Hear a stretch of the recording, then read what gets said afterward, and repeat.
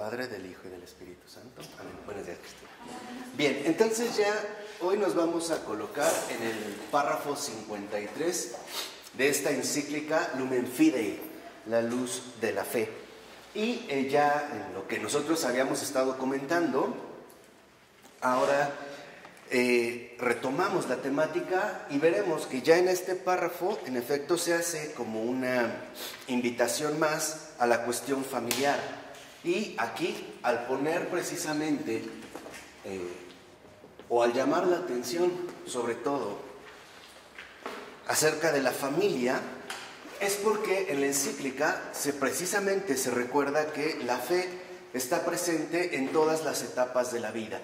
Y creo que esto es muy importante porque a veces tenderíamos a suponer que la fe únicamente se da en cierta etapa de la vida, pensándolo en la madurez, ¿no? O hay quienes incluso piensan que la fe solo es un recurso de ancianos, ¿no? Como que ya los ancianos, los que no les queda otra al ver su inminente muerte o su deterioro físico o el cúmulo de enfermedades que se pueden ir dando, entonces no les quedaría otro recurso más que la fe.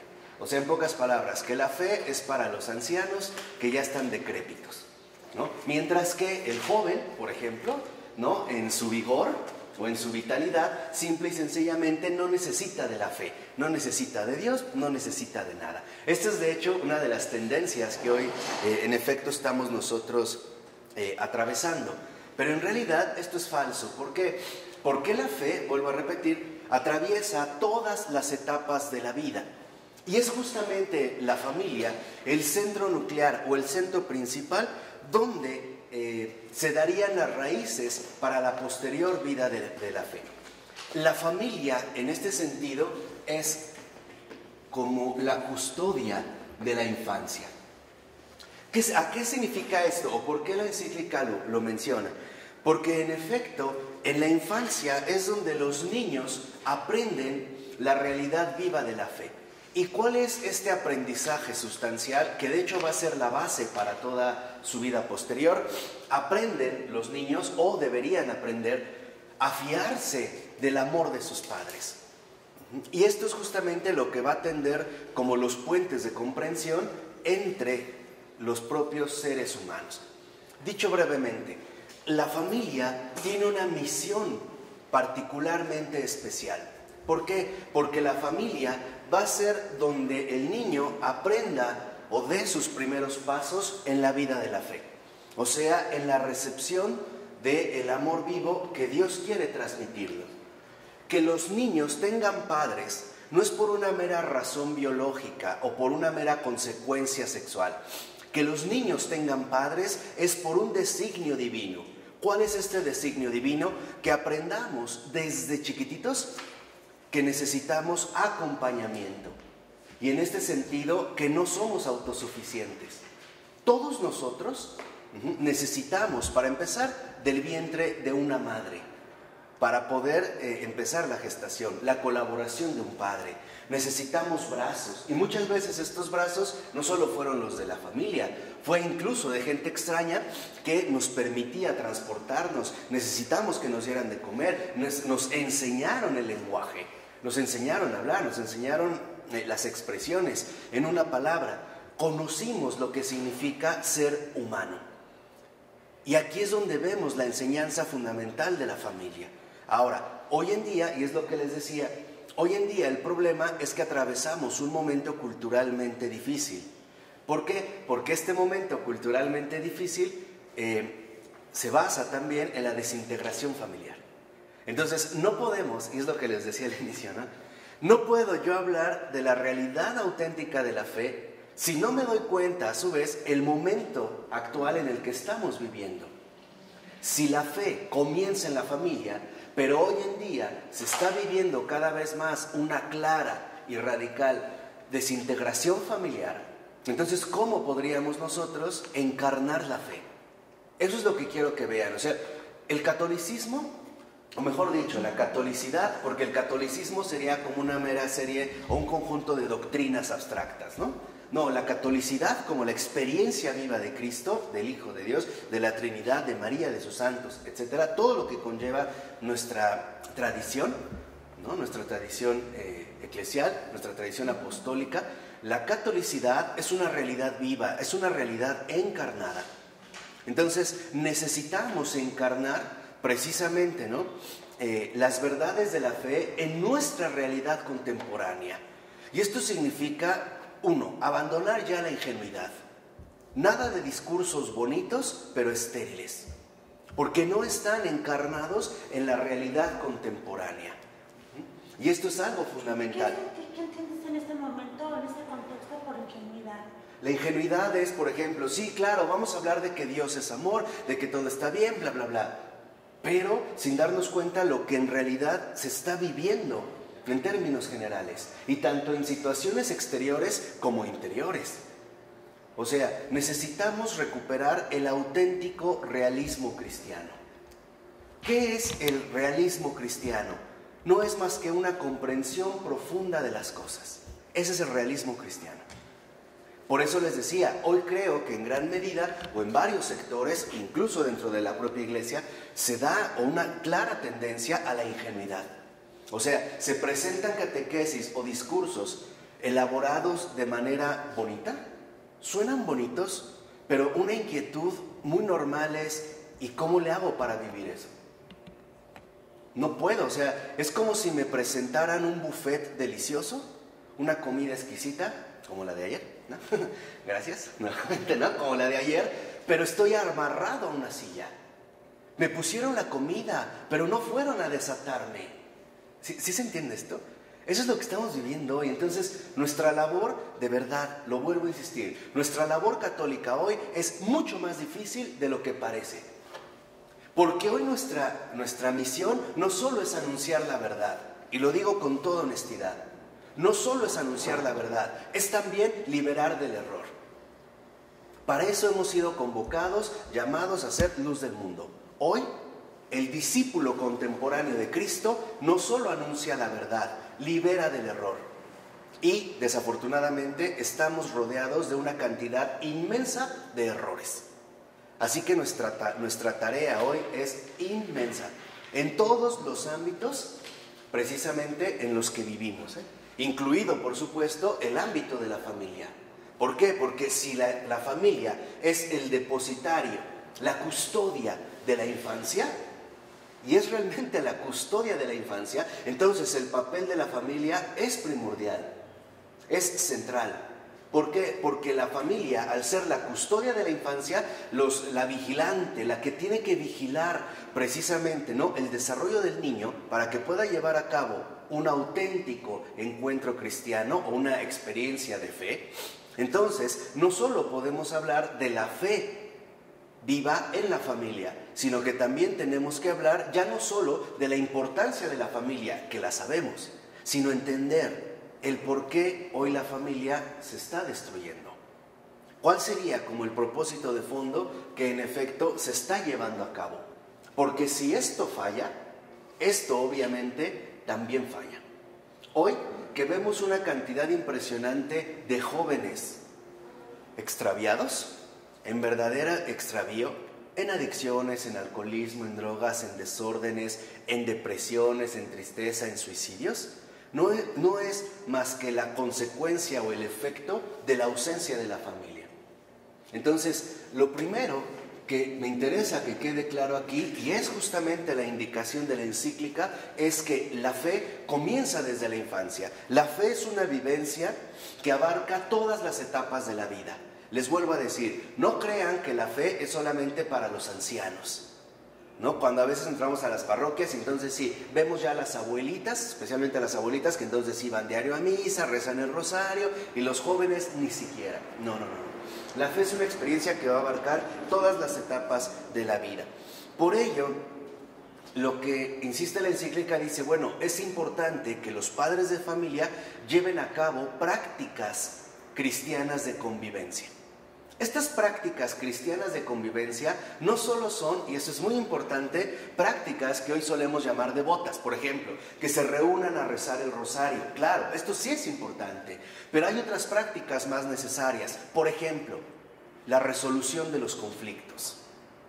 Esto es central, y esa es una práctica que hoy no se toma en cuenta. Por eso, ahora sí, Cristina, ¿te quedó claro cuando hablaba de la ingenuidad? Porque hoy en gran medida el cristianismo son discursos, pero no encarnan, o sea, no vienen encarnados en nuestra realidad contemporánea, ¿no?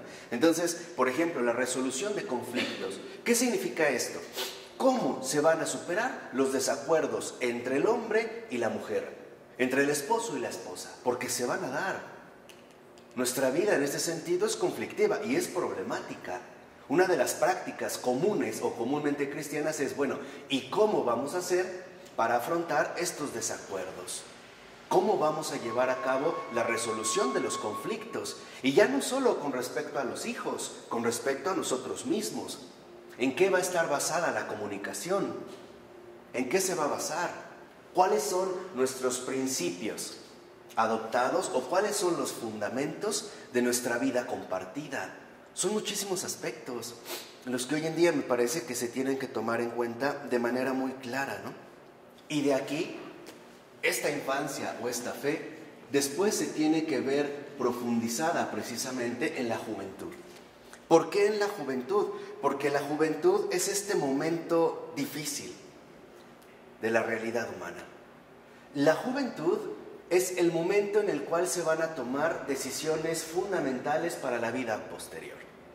Y es cuando muchas veces más abandonados o más desorientados se encuentran. Por ello, debemos de reconocer en la juventud precisamente una edad compleja, pero también enormemente rica. Los jóvenes tienen una fuerza impresionante y ese es el privilegio de ser joven. El problema es que estas fuerzas se canalizan en medios equivocados. Por ejemplo, a través de los antros, de las fiestas, del desgaste. Y no se canalizan en situaciones que realmente les aportarían, en último término, un profundo sentido a sus vidas. Miren, cuando un joven encuentra algo relevante, sobre todo el servicio a los demás, el joven se compromete y dedica a eso todas sus fuerzas. Pero lo único es mostrarles lo que vale la pena. Por ejemplo, en lugar de estarse desgastando en antros y en desveladas y en crudas y en borracheras, desgastarse en acompañar, en darle de comer a un indigente, en bañarlo, cambiarlo, el joven se alimenta y tiene la fuerza necesaria para hacerlo. Entonces, en la juventud también acompañarlo, ¿no? Y en último término, cuando nosotros vemos cómo la fe involucra la infancia y la juventud, entonces lo que estamos nosotros viviendo ya desde el entorno familiar es la formación de esta comunidad eclesial. Dicho de otra manera, cuando se habla de la iglesia doméstica, esta iglesia doméstica no es más que la adopción de estos hábitos profundamente cristianos. Aquí es donde precisamente se va a llevar a cabo. Y aquí es donde encontramos, yo les decía, estos criterios precisamente cristianos para la posible resolución de los conflictos. Por ejemplo, San Pablo decía, sopórtense los unos a los otros. Y es cierto, habrá momentos donde deberemos soportarnos mutuamente. Ahora, y aquí es donde entra algo crucial, ¿qué vamos a soportar mutuamente nosotros? Nuestras propias limitaciones, nuestras propias carencias, nuestra misma pobreza humana. Esto es lo que debemos soportar. ¿Por qué? Porque lo que nos molesta de los demás son sus límites. Porque nuestras expectativas a veces son desproporcionadas. ¿Y por qué son desproporcionadas? Porque no tenemos claro ya lo que significa ser hombre. ¿Qué es un hombre? No sabríamos bien qué responder. Y si no sé qué es un hombre, pues tampoco sé qué soy yo mismo. Y qué son los demás, las personas con las que convivo.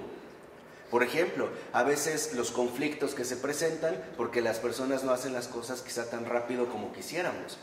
O no entienden tan pronto como yo espero, etcétera, etcétera. Pero en realidad lo que debemos de aprender es a compartir nuestra mutua pobreza. Porque no crean que solo los demás nos hacen enojar, también nosotros hacemos enojar a los demás. Ahí es lo que les decía, el sopórtense mutuamente. Y aquí es donde se involucra esta comunidad eclesial.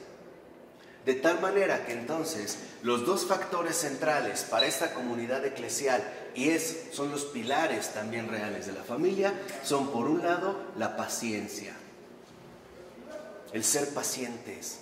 Tú no le puedes pedir a un niño que sea un adulto.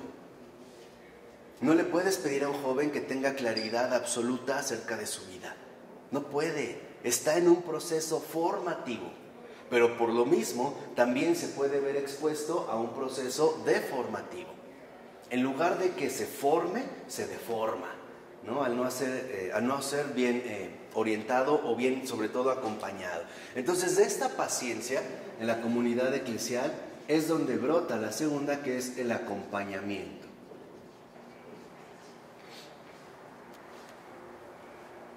El acompañamiento precisamente es lo que a nosotros nos va a permitir dentro de la familia llevar a cabo de manera conjunta este crecimiento en la fe. Por eso también menciona la encíclica que los jóvenes aspiran a una vida grande. Y es cierto, ¿no? Las expectativas de los jóvenes son inmensas, pero eso es bueno, es normal. Les decía, ese es uno de los grandes privilegios del ser joven, ¿no? Sus expectativas son inmensas. Ahora, ¿qué es lo único que no los va a defraudar? El encuentro con Cristo. Es lo único. Todo lo demás los va a defraudar. Ya sea el dinero, los viajes, la salud, la sexualidad, los amigos, etcétera, etcétera, los va a defraudar. Solo Cristo, en este sentido, no los defrauda. ¿Por qué? Porque Cristo les da esta esperanza de realización que a nadie va a defraudar. Y lo que es importante aquí reconocer es que Cristo es este horizonte amplio de la existencia, que en este caso precisamente los jóvenes necesitan. En Cristo, en pocas palabras, los jóvenes encuentran un amigo. Y un amigo que no solo se adapta a las grandes exigencias de la juventud, sino que incluso les da más de lo que ellos podrían esperar. Y ahí es donde el joven se siente plenamente realizado y motivado. Bueno, de aquí, en el párrafo 54, ahora se amplía todavía más esta consideración y se llega a mencionar que no solo se da esta cuestión en la familia, sino que precisamente a partir de esta gestación en la familia, la fe ilumina todas las relaciones sociales.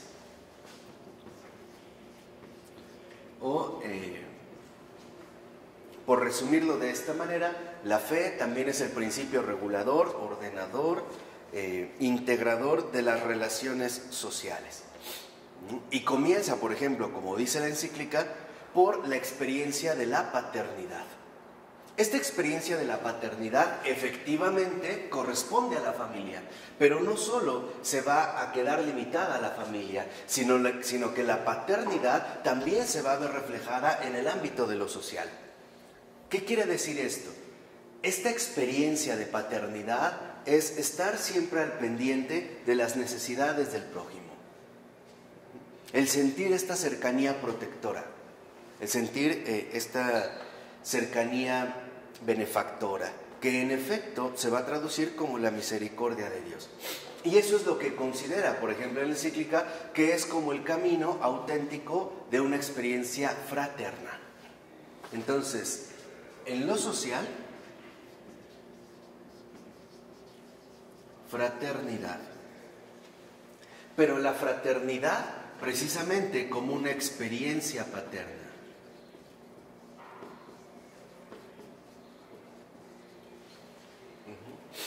El reconocernos como hermanos, es verdad, pero no solo como hermanos, sino que además de este reconocimiento filial como hermanos, reconocemos también la presencia paterna que se manifiesta en el ámbito más ordinario de mi vida.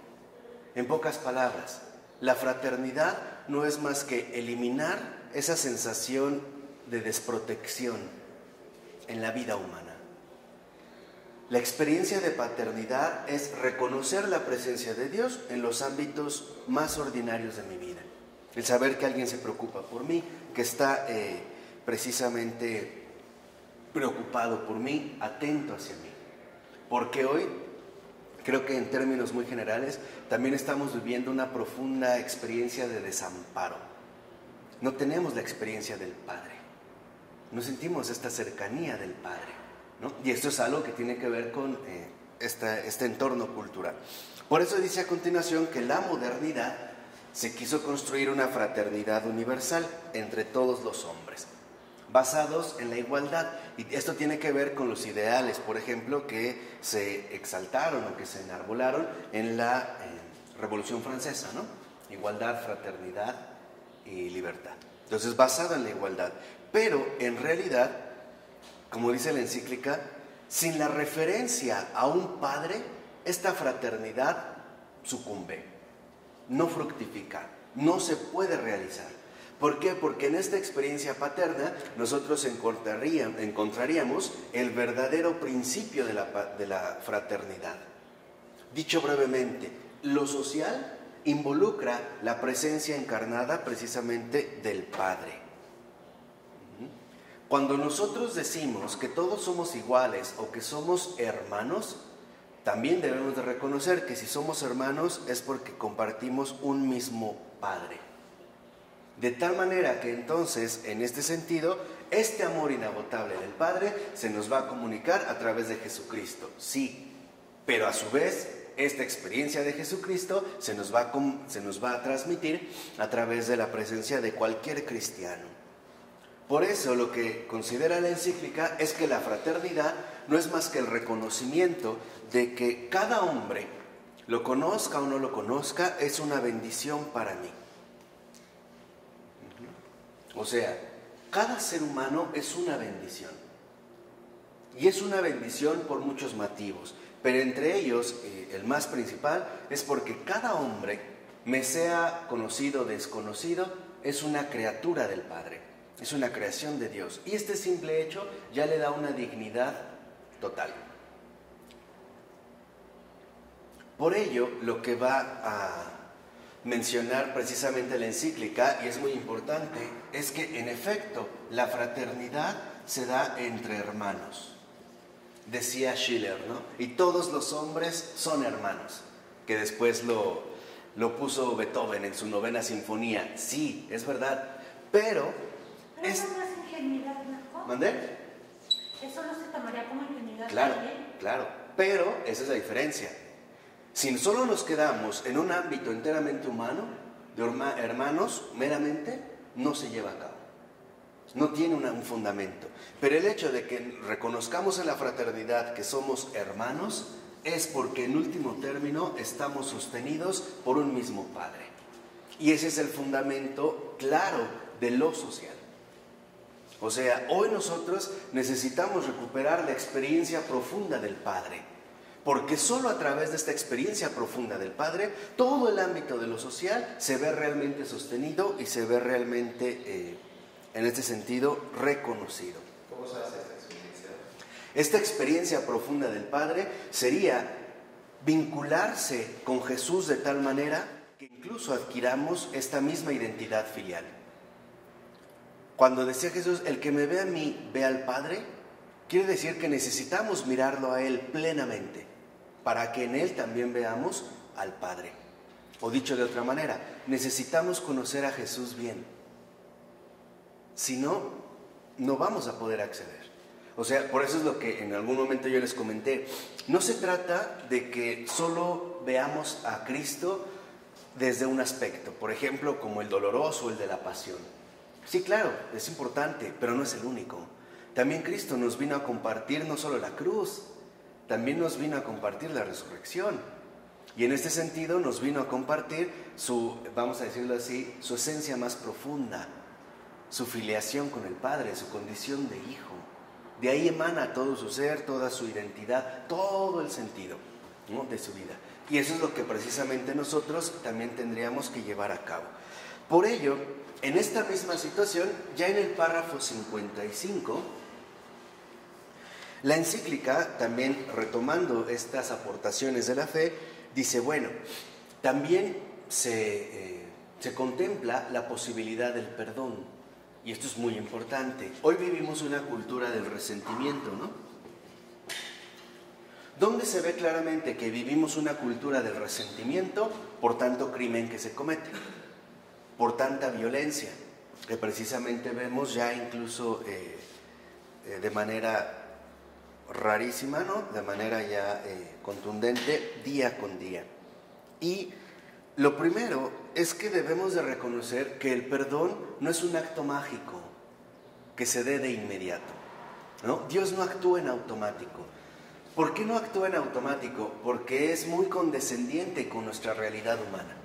Y nuestra realidad humana es temporal.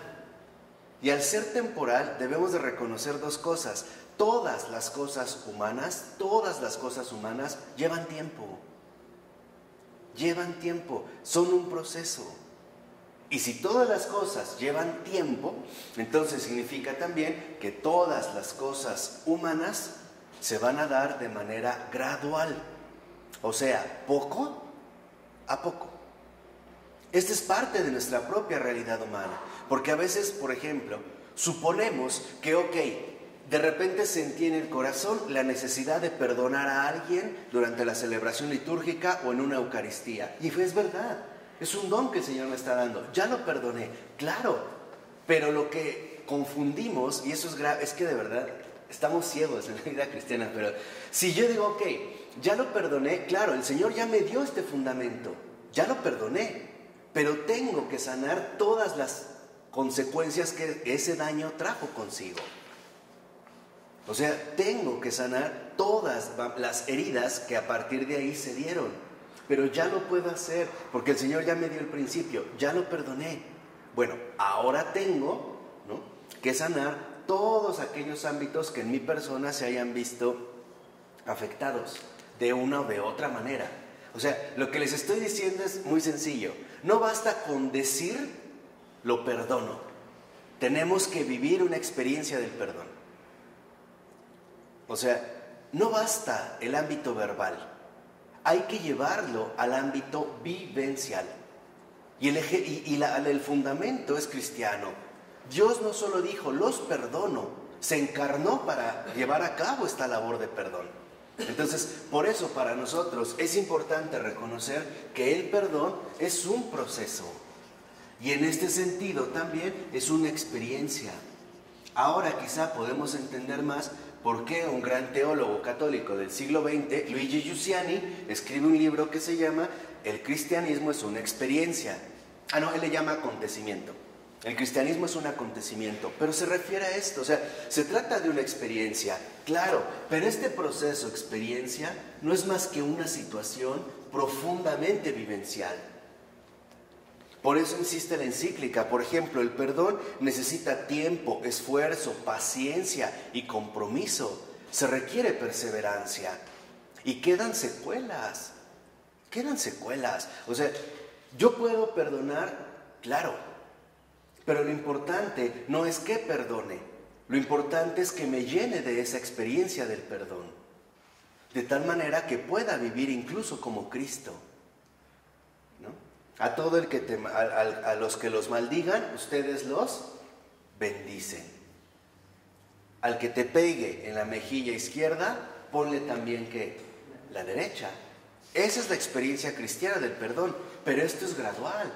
Y para ello, insisto, necesitamos nosotros recuperar a fondo el significado de lo que significa, el significado de lo que es un hombre. Debemos de tener muy claro qué es un hombre. No qué quisiéramos que fuera, qué suponemos que es, sino a la luz de la verdad, cómo se manifiesta la realidad humana, la condición humana. Para entender entonces cómo es precisamente que se llevan a cabo este tipo de procesos. Por ejemplo, para vivir una profunda experiencia del perdón, necesitamos nosotros atravesar 3 ámbitos muy concretos de nuestra realidad humana. Yo no me puedo detener en esto porque sería como un curso aparte, pero nada más dando así los puntos centrales. Tenemos que atravesar todo el nivel psíquico de mi persona. O sea, todas las secuencias psicológicas, hábitos de pensamiento que se despertaron o que se adoptaron a partir de un determinado acontecimiento que me lastimó. Pero esa es la primera fase. Esa es solo la primera fase, nada más. Si yo me quedo ahí, esto va a seguir saliendo una y otra vez. Necesito ir a la raíz, pero no puedo llegar de un salto. Necesito profundizar más y pasar del nivel psíquico al nivel emocional de la realidad humana. O sea, lo patológico. Ahora, entiéndanlo bien, patológico no es enfermo, como hoy lo asumimos. Hoy decimos, una patología es una enfermedad. No. Al nivel patológico me estoy refiriendo al pathos, o sea, a toda la afectividad profunda que tenemos como seres humanos. Todo el cúmulo de emociones, sensaciones, estados anímicos, etcétera, etcétera, etcétera. Toda la carga afectiva que en efecto en mi persona se va conteniendo o se va padeciendo. De ahí viene también el pathos, ¿no? Y no es el único nivel. Si yo me quedo solo ahí, tampoco voy a alcanzar una auténtica liberación. Necesito ir a la raíz profunda del ser humano. Y esta raíz profunda es precisamente la raíz espiritual. Y ahí es donde yo entonces podré llegar, ahora sí, a ese centro vivo que sostiene todo mi ser. Cuando esto se da, bueno, entonces, ahora sí, lo que vamos a hacer es emerger renovados, emerger completamente transfigurados. Vamos a salir del chiquero de los cerdos, del estercolero de los puercos, de donde estaba el hijo, ¿no? El llamado hijo pródigo, que cuando regresa al padre le mandan a poner la túnica, le ponen vestido, le ponen sandalias y hacen una fiesta. Este es el cambio. Y esto lleva tiempo. Se requiere perseverancia. No se puede hacer de un momento para otro. Y sobre todo, cuando hemos vivido tantos años habituados a esta equivocación de vida. También influye la visión que tiene uno de uno mismo. Ese es el psíquico. Por ejemplo, claro, eso es una visión psíquica. Pero esta visión psíquica, por ejemplo, el no valgo nada o soy un tonto, tiene a su vez, está basado en una carga fuertemente patológica, o sea, de las emociones, de los afectos. Y a su vez, estos afectos están basados porque se desconectó, vamos a decirlo así, mi realidad personal de la raíz espiritual. Y todo se desordenó.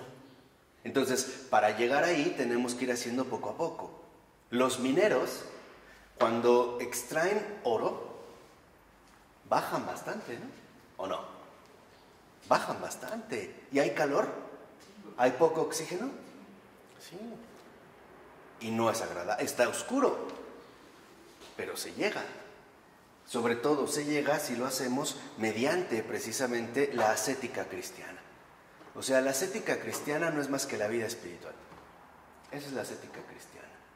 Pero hoy ni siquiera reconocemos a lo mejor estas unidades profundas, ¿no?, que hay entre nosotros. Por ello, es muy importante que en último término reconozcamos que el perdón, en tanto proceso o experiencia, lo único que hace es volvernos a reintegrar a la unidad. Y aquí la primera pregunta sería como muy básica, ¿no? Bueno, ¿y de qué unidad estamos hablando? Es una unidad trinitaria. ¿Por qué una unidad trinitaria? Porque es a partir del perdón, la reconciliación, la reunión, la reunificación nuevamente con Dios, en primer lugar. En segundo lugar, también la reunión, la reunificación con los demás. O sea, con el prójimo. Ya me doy cuenta de que si antes yo trataba mal a la gente y entiendo por qué y se ha sanado por qué, pues estas conductas ya no se repiten, ya no tienen fuerza. Y por último, también vamos a decirlo así, la reunión, la reconciliación conmigo mismo. Porque a veces también elaboramos una falsa identidad. Hay un falso yo. ¿Qué pasa? Se ven bloqueados con la fe. ¿De qué manera? No es que se vean bloqueados, es que se ven neutralizados. El mal espíritu, en gran medida, casi siempre, utiliza nuestras propias debilidades en su favor. Porque no puede ingresar a la interioridad del alma. No puede. Pero, si ve que hay una debilidad, pues en efecto va a procurar utilizar todas las circunstancias que eso traiga consigo, ¿no? Por ejemplo, a lo mejor si una persona está desordenada emocionalmente y se ha vuelto por ello extremadamente vulnerable o susceptible, o sea, todo siente que le afecta, y alguien le habla mal, ese será un pretexto para hundirla. Bastó con eso, ¿no? Y empieza el psiquismo a trabajar, ¿no? Sí, claro, me habló mal, es que siempre todos me hablan mal, porque me hablan mal, entonces es porque no valgo la pena, porque soy basura, porque nadie me ama, porque nadie me quiero morir, bla, bla, bla, bla, bla. Y así fue la secuencia.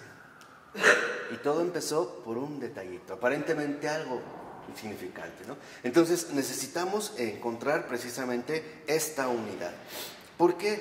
Porque sin esta unidad no es posible, sinceramente, ni llevar a cabo una vida humana y mucho menos también llevar a cabo una vida socialmente humana. Más bien todo estaría dividido, que es quizá también lo que hoy en día vemos de manera clara, ¿no? Esta polarización que se da entre el individualismo por una parte y el egoísmo por otra parte, que son como aliados, ¿no? O sea, el hecho de que cada quien ve por lo suyo, ¿no? Y ya. O sea, al grado de que si de repente dentro, con lo que comenzamos, de la misma familia, hay una persona enferma y va el papá o un tío o un hermano a decirle, oye, bájale a tu música, ¿no? En su cuarto porque está mal. A lo mejor esta persona puede decir, bueno, ¿y a mí qué? Yo no lo enfermé, ¿verdad? Pues yo estoy en mi cuarto, en mi celda. O sea, ahí se ve que esta unión no hay, vamos a decirlo así, no está dada dentro de este núcleo central. Por eso es importante, les decía también, que en la familia se vivan experiencias profundas de perdón, que no son más que experiencias auténticamente cristianas. También hay que reconocer y hay que pedir perdón por nuestras debilidades, por nuestras carencias, por nuestras limitaciones. Y esto forma parte de la reintegración familiar. Por ello, como termina hacia este párrafo del 55, dice la encíclica, bueno, en último término, la fe ilumina la vida de la sociedad, ¿no? Es la fe, en los últimos renglones del párrafo 55, la fe ilumina la vida de la sociedad, poniendo todos los acontecimientos en relación con el origen y el destino de todo en el Padre que nos ama, los ilumina con una luz creativa en cada nuevo momento de la historia.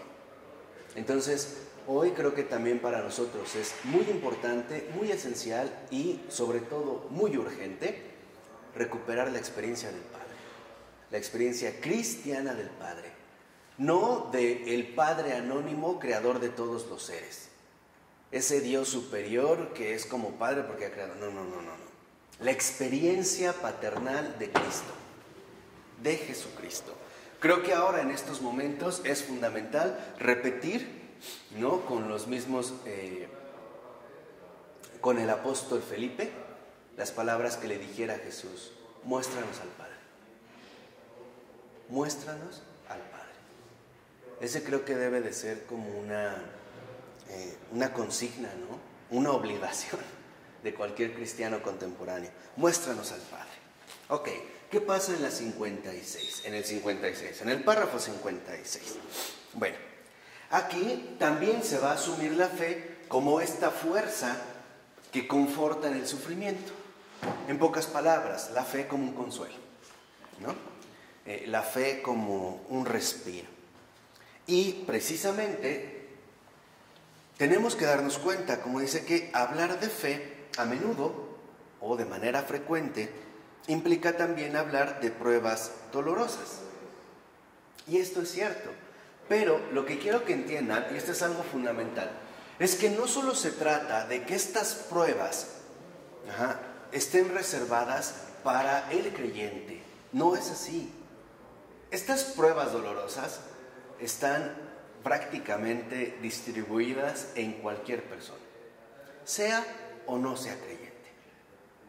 La experiencia cristiana de la fe es que atravesamos estas experiencias dolorosas, estas situaciones problemáticas de la vida, pero en último término encontramos el consuelo vivo y verdadero del Padre.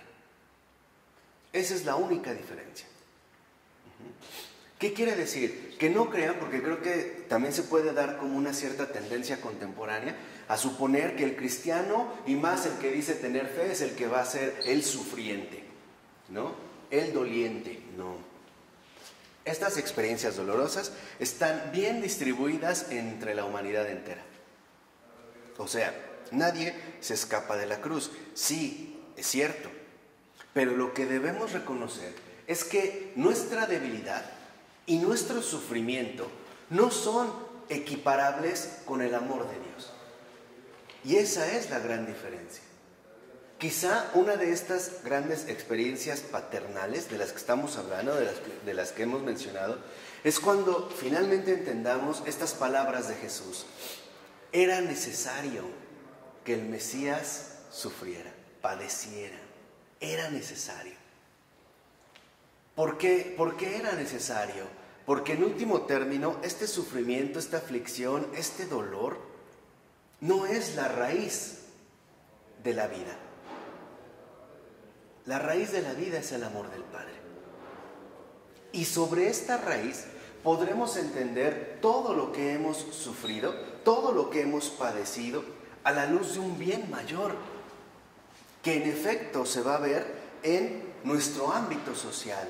Yo nada más les quiero mencionar algo aquí. Hay una asociación, creo que ya cambió el nombre, pero era IRMA, Instituto de Recuperación para la Mujer que ha sufrido el aborto. Son mujeres que ayudan ahora a las personas o a las mujeres que o han abortado o están pensando en abortar. La característica central de todas ellas, porque una vez yo les fui a dar una plática, era muy chistoso, no era un único hombre entre muchas puras mujeres, es que todas abortaron. Todas abortaron. Pero ahora, justo por esa experiencia, y porque no se quedaron solo en ese dolor, sino que también encontraron la bondad del Padre, es que ahora pueden ayudar a muchos otros. ¿O no es lo mismo que pasa en los grupos de ayuda serios? Por ejemplo, Alcohólicos Anónimos. ¿No era necesario atravesar este abismo para poder ayudar y acompañar a otros que se encuentran en el mismo lugar? ¿O no? Lo que pasa es que nuestra lógica humana es muy limitada. Y para nosotros es difícil entender el trasfondo. Eso es lo que quiero que entiendan. O sea, aquí en la encíclica se habla de un trasfondo. Pero este trasfondo es real. El amor del Padre. El amor de Dios. Este es el trasfondo. Y no crean que es una mera idea ingenuamente consoladora. Una patada de ahogado. No, claro, es que mira, Dios te ama. No, es que es real. Y uno lo puede ir experimentando. ¿Cómo? Atravesando los sedimentos, las capas sucesivas que se han adherido al centro vivo de mi ser, a mi corazón. Al ir penetrando uno encuentra esto. Y uno entiende como Jesús, era necesario que el Mesías padeciera. Y entonces empezamos ahora sí a entender que en efecto el dolor y el sufrimiento no tienen ni la primera ni la última palabra. Tú date cuenta lo que has vivido y si realmente lo has profundizado en la fe, si lo has asimilado en la fe, encuentras que justo lo malo que te pasó en tu vida es lo que ahora más te ayuda a ayudar a los demás. Tú velo, cuando realmente lo has asimilado a la luz de la fe, ese mal ahora se convirtió en un gran bien. Ahora entendemos, ¿no? Donde hubo pecado, sobreabundó la gracia. ¿Y por qué se puede dar esto? Porque desde un principio no es que Dios convierta el mal, vamos a decirlo así, en bien, de manera drástica. No. Simplemente que Dios, el buen Dios, recupera el bien original que fue como desordenado, atacado, derribado, derruido, mordido por el mal. Y ahora de eso va a obtener un mayor bien. ¿Sí queda claro esto? O sea, nosotros, toda persona humana, posee este trasfondo real, la presencia viva de Dios en mí, en cada uno de nosotros. Ese centro de nuestro ser es el amor de Dios. Así empezamos. De tal manera que aunque nuestra vida se haya visto dolorosamente desordenada, se haya visto tristemente desviada o extraviada, jamás nosotros nos vimos privados de este amor de Dios. Y si Dios lo permite, como solemos expresarlo, es porque aquí sí, en su omnipotencia, de ese mal acontecido después, Él todavía puede sacar frutos mayores de bondad.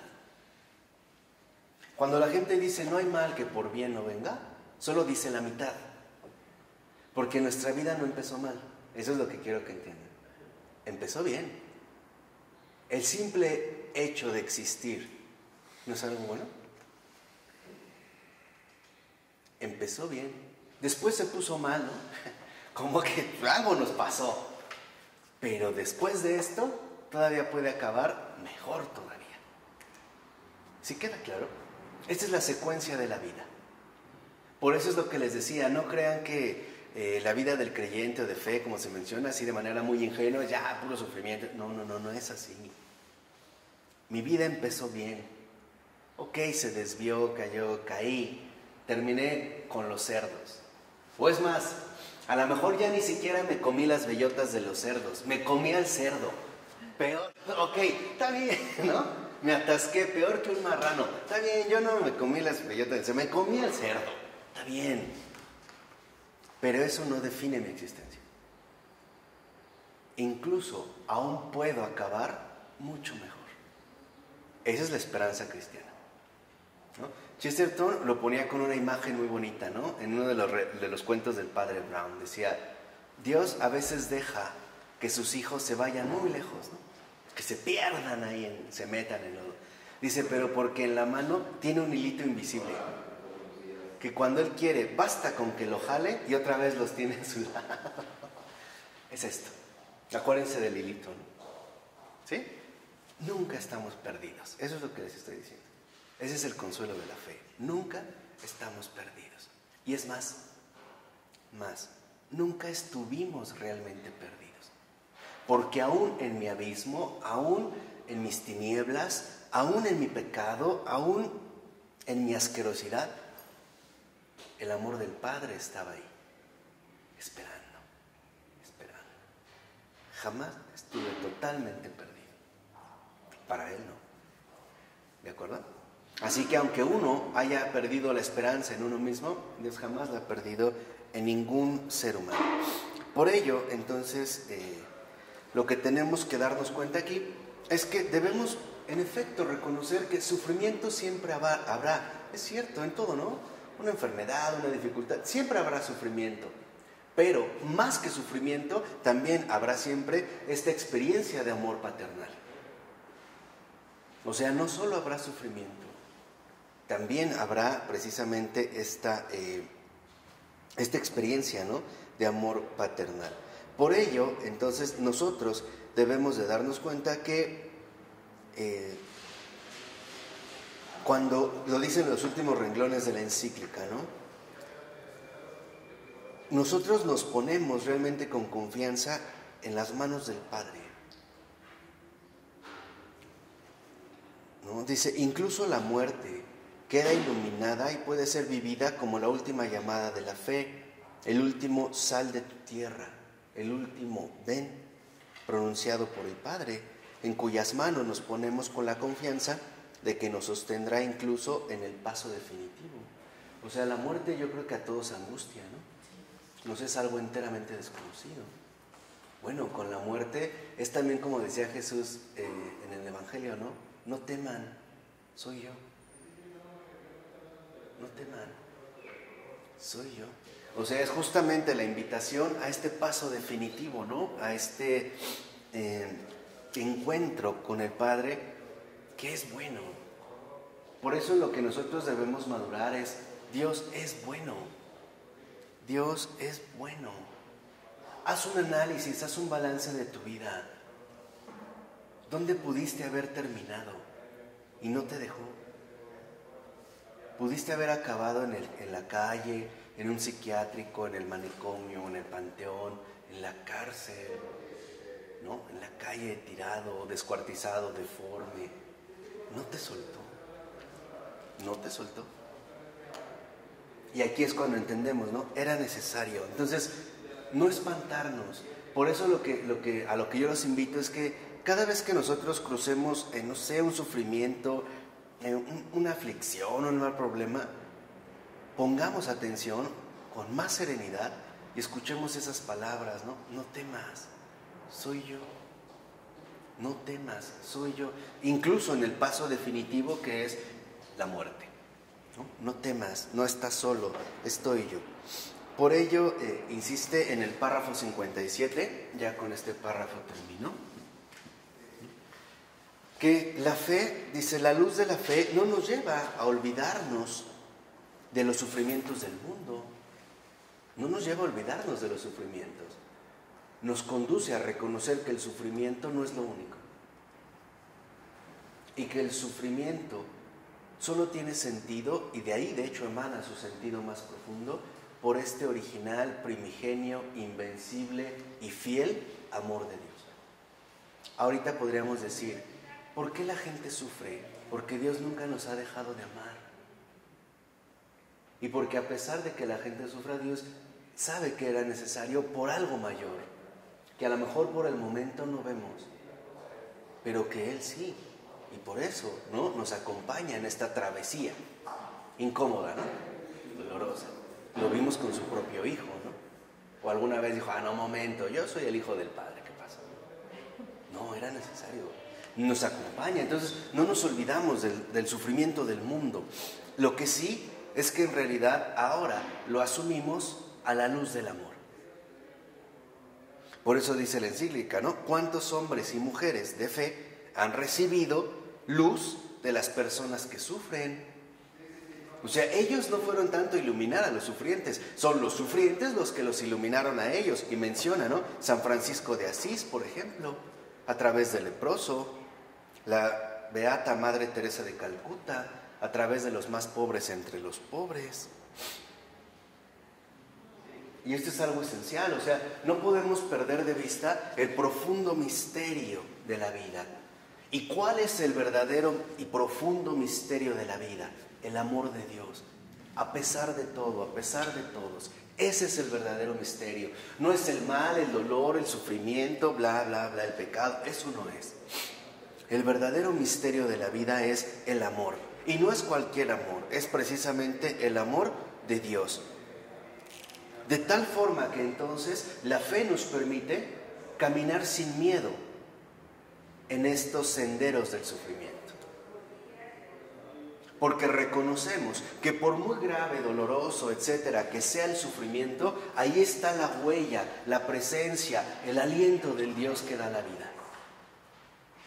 Y entonces reconocemos que el sufrimiento no tiene la última palabra. Que incluso, o yo te pregunto, ¿o no es verdad que ante el sufrimiento siempre aparece la posibilidad del consuelo? ¿O no? ¿Qué quiere decir? Que entonces la bondad es más fuerte que el malestar. Por eso, esto es muy bueno, cuando lo menciona la encíclica al iniciar el segundo parrafito de este 57, casi a la mitad dice, al hombre que sufre, Dios no le da un razonamiento que explique todo. No es cierto, o sea, Dios no nos da un razonamiento que nos pueda explicar el por qué sufrimos. Y eso es a veces lo que nosotros le pedimos, ¿no? ¿Por qué? ¿Por qué? ¿Por qué? O sea, quisiéramos como una explicación, un discurso, ¿no? Un razonamiento. Dios no nos da eso.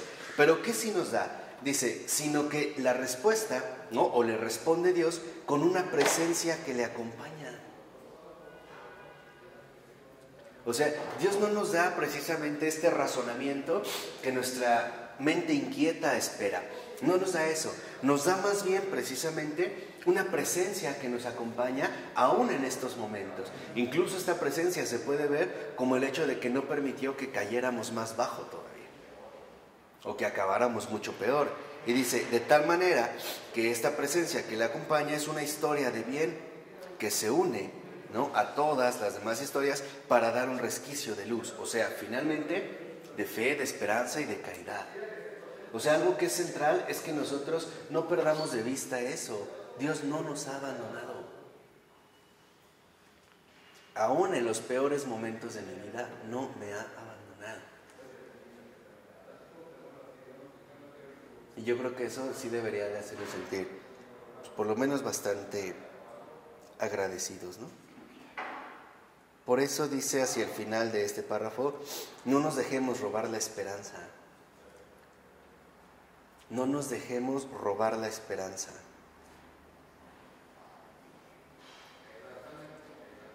El tiempo no es un espacio, o sea, un espacio vital, un momento, un espacio en el cual yo puedo medir las situaciones dolorosas o conflictivas de mi vida. El tiempo no es un espacio, no podemos dejar que el tiempo se convierta en espacio, o sea, en un cierto momento espacial de mi vida, mi infancia, un mal momento, mi juventud, mi madurez, mi adicción. No, el tiempo no es espacio. Este es justamente uno de los errores que se cometen, ¿no?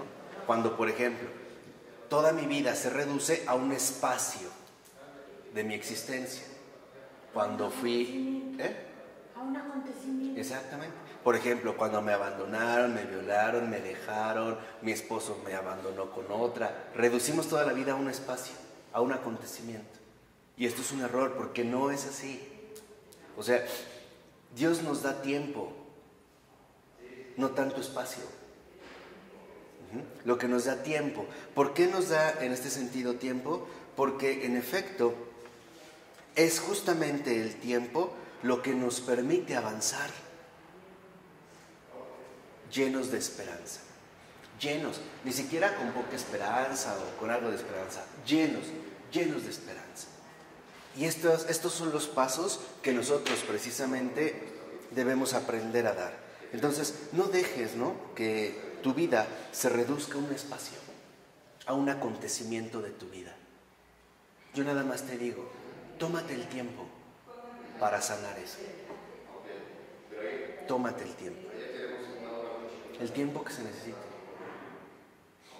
el tiempo que sea necesario. Y este tiempo de eternidad, se llama oración. ¿De acuerdo? Vamos a dejarle esto. En nombre del Padre, del Hijo y del Espíritu Santo. Amén.